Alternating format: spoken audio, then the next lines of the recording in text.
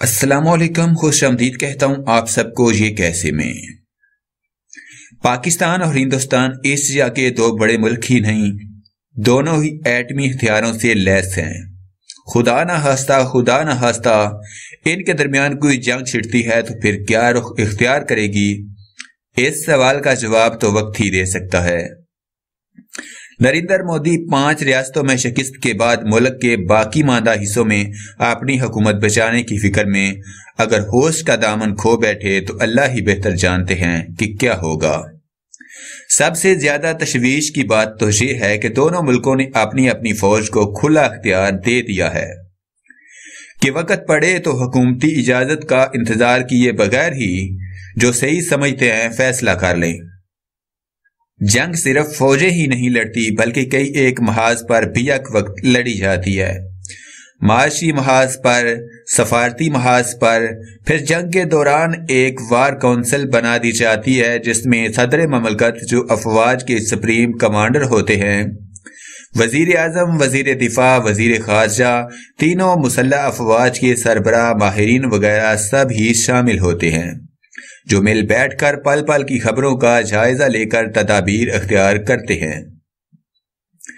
जंग के बादल बरे सगीर पर भरपूर तरीके से मंडला रहे हैं। कहने को तो पाकिस्तान में कम से कम लोग तो पुरअमन हैं, लेकिन स्टॉक मार्केटें, बंदरगाहें, सनतो हरफत के कारखाने सभी एहतियाती तदाबीर अख्तियार कर चुके हैं। फिर army chief general Qamar Javed Bajwa ने अगली चौकियों का दौरा तो जरूर किया, लेकिन सिपाहियों को पुरअमन रहने की हदायत की।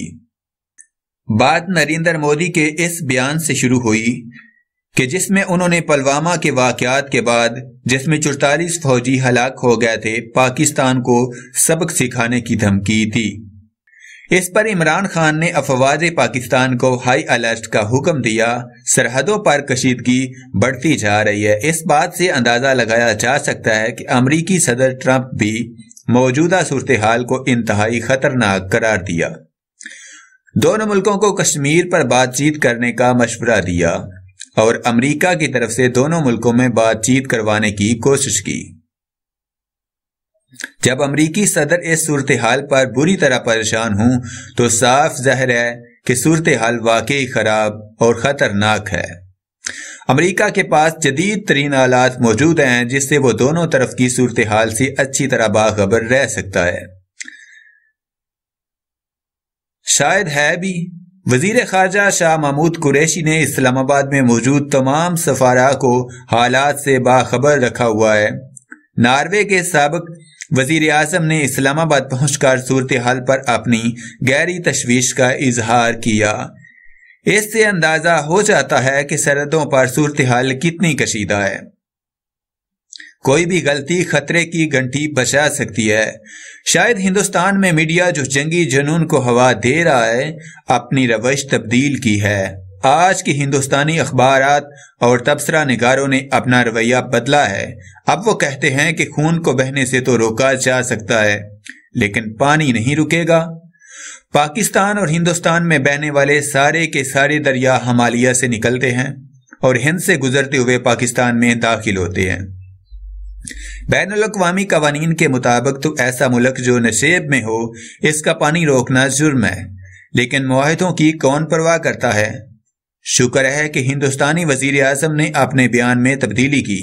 अब इनका कहना है कि पुलवामा हमले का सफारती और तिजारती जवाब देंगे। पाकिस्तान के फौजी तर्जुमान ने भी हिंदुस्तानी आर्मी चीफ को जनरल बाजवा के वीएन की तकलीद का मशवरा दिया, लेकिन ऐसा लगता है कि शायद हिंदुस्तान में अकल होश की बातें कम करने वालों की वजह से हिंदुस्तानी मीडिया और हुकूमत की सोच में तब्दीली नजर आती है।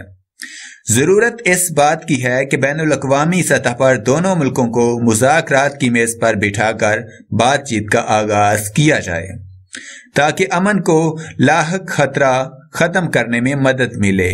हमारी मजीद वीडियोस और अपडेट्स के लिए अभी सब्सक्राइब कीजिए और देखते रहिए ये कैसे।